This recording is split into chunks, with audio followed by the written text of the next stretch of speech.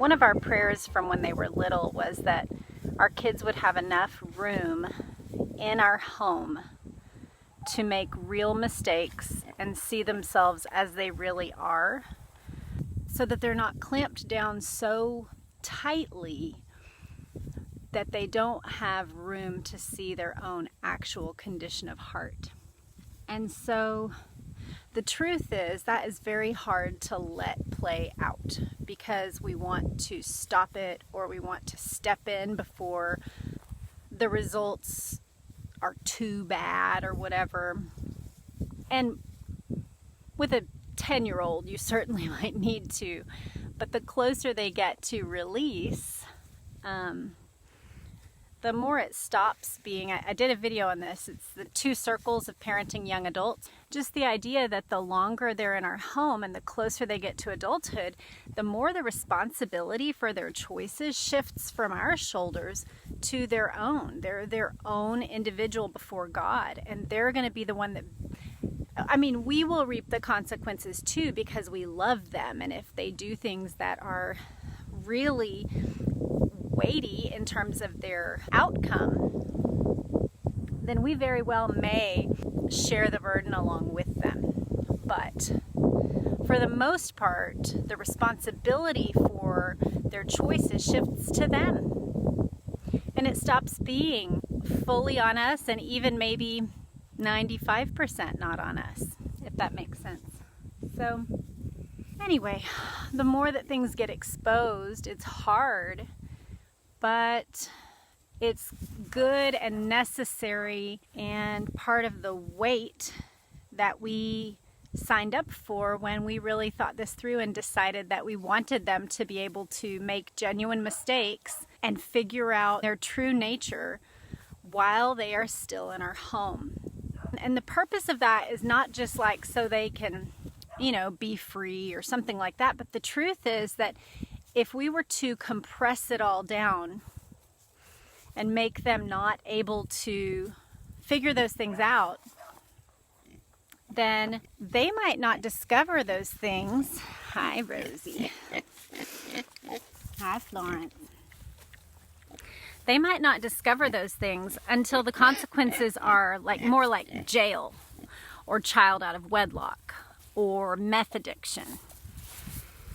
So instead, if they can have enough room to discover who they are while we're still here to help them and kind of hold the standards and law. By law, I mean the civil law, and tell them what we believe the Bible teaches. We believe that that is a better way for them to actually discover sooner their true nature. And that if we wait, we're just delaying not just that discovery of their own sin nature, but also we might be maximizing the consequences for that reality, because if we're delaying their capacity to understand their soul, then we're actually making it so that they can't discover that in truth without there being potentially lifelong consequences involved. And you know what? I'm far enough into my parenting to realize that I'm not giving this as a, hey, you should do this too. This is working great for us, and so the rest of you should do it this way. My real point is, we can't point to our 47-year-old and 43-year-old and 28-year-old who are all walking with the Lord, and they all love Him so much, and they all have really great marriages and all this. We can't point to that, but what I can say is, for me, it was beneficial to have parents who let me screw up while I was still in their home and still had their influence in my life. Do you see these little piggies? They just love being pet. It's so sweet.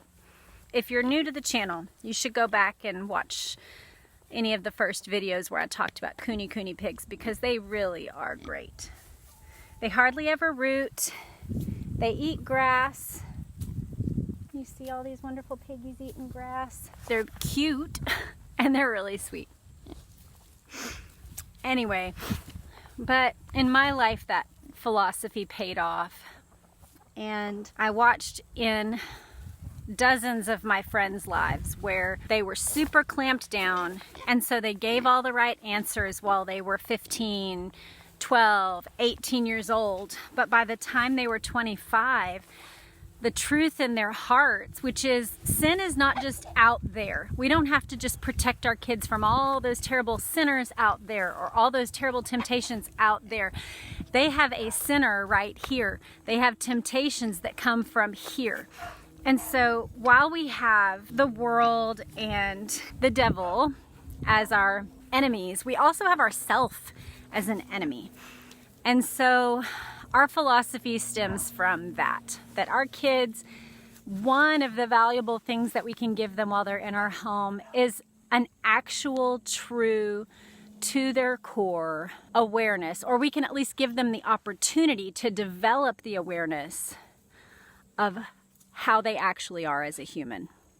So that by knowing that, our prayer is that much sooner they would run to the cross, that much sooner in their life they would value the grace that exists in Christ, that sooner they would learn that freedom does not actually mean doing whatever the crud I want and getting away with everything and nobody knows what I'm doing, but actual true freedom is the ability to be free from our sin, to be free from not just the consequences of sin, but to actually have our desires remade so that we start to want the freedom of conscience that comes from walking with God versus the so-called freedom that comes from walking in the world and doing whatever we want.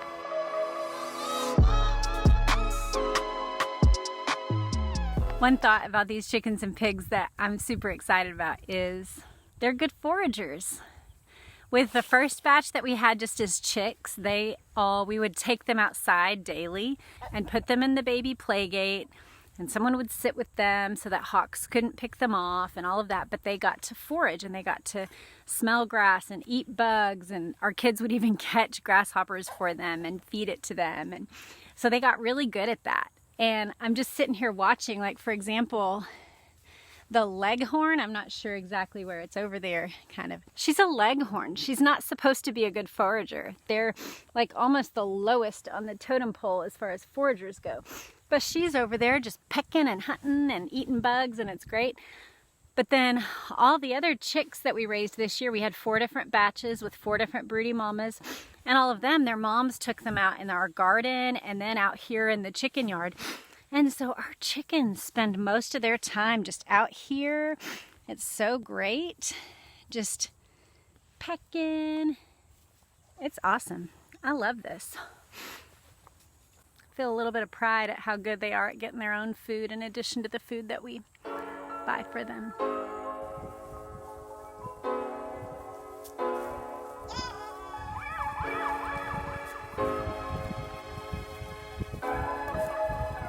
I just kind of wanted to share that thought with y'all, and I do want to finally close out with the idea that I am not saying this is easy for me. I'm finding that I'm coming up against this philosophy that I've held for almost 2 decades now. I feel like I formulated this thought well before even having kids because I watched so many of my peers that had grown up in super legalistic homes. I watched them struggle when they got out into adulthood and into the real life. They didn't, number one, they didn't know actually that they were real sinners because they had never actually been allowed to do anything and find out what they're really like. But second of all, they came away with the idea that real freedom is being able to do whatever the crud you want. And I feel like they spent 5, 10, 20 years of their lives. Some of them are still doing that, thinking that freedom is just, I'll be happy if I can just do what makes me happy right this minute. And so I have this philosophy, but I'm definitely not, it's not easy to live out, is what I'm saying. that it's hard to watch your kids make real mistakes and to feel concerned about what the consequences of those things will be. But I have to keep reminding myself that God is really the one that made them and loves them way more than I do. And I can do what I can do. That's not saying that I just take my hands off and leave the kids to just parent themselves, but I can't actually change their hearts. And I'm just letting that idea sink its way down into my heart over and over and over again so that I don't lose heart, but also so that I'm putting my trust in the real place that can actually make a difference, which is on the Lord. Not in my efforts, not in our plans, not in them, not in my kids to do everything that's right, because that's a failed hope, but in God to choose and take hold of His sheep, and that He is capable of inwardly convicting the heart in places that I don't even know about, sins I don't even know about, and He can do it so much better than I can. So I'm just choosing to trust in that over and over and over again right now. But I want to confess that that's hard. I don't want to present an image that that is an easy thing to do, but it is what I'm trying to walk in. I do have peace in it, primarily because my hope is in the Lord.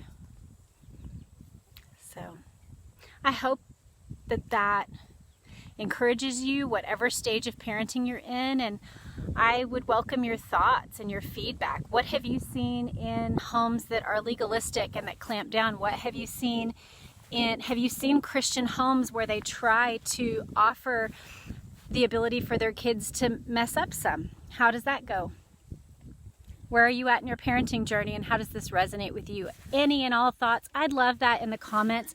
I really would like for this to be a channel where it's not all about me and my story, but where I share my story honestly in hopes that it can encourage and sharpen you in your journey wherever you are. Whether or not you end up doing the same things that I'm doing or not, that you can, by watching and listening, and by me being open enough to share my real, philosophies, and also my failures, and the things that are going well, the things that are going I don't know how well, that it can shape and sharpen us all. So please leave your comments so that others can grow too.